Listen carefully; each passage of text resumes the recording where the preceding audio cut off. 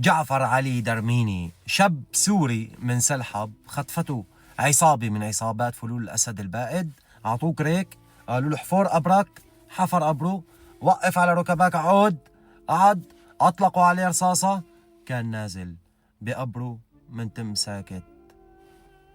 أعطاكم عمره 23 سنة، عنده ولد مدري ولدين، كل واحد فيهم يمكن ما تجاوز السنة سنتين. المراصد الكاذبة ما جابت خبر، المنابر الإعلامية القسدية اللي هي بتوقف مع الحق ما جابوا خبره ولا طالبوا بحقه.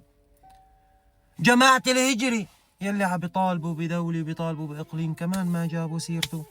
المسلمين السنة الكيوت ما نشروا على صفحاتهم وحكوا عن الجريمة يلي ارتكبوها فلول الأسد. ليش؟ لأنه إذا حكوا بيكون عم يحكوا عن حليفهم. ولو معقول يحكوا عن جريمة ارتكبوها فلول الأسد البائد؟ لا، هدول مننا وفينا، هدول حبايب قلبنا.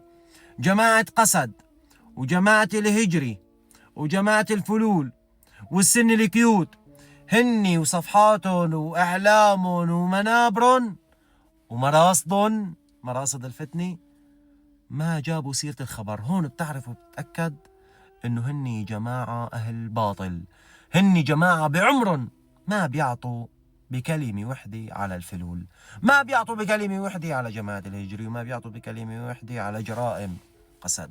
وبتتأكد بهاي الحالة إنه كلنا على بعضهم فتنة، دجالين وكذابين.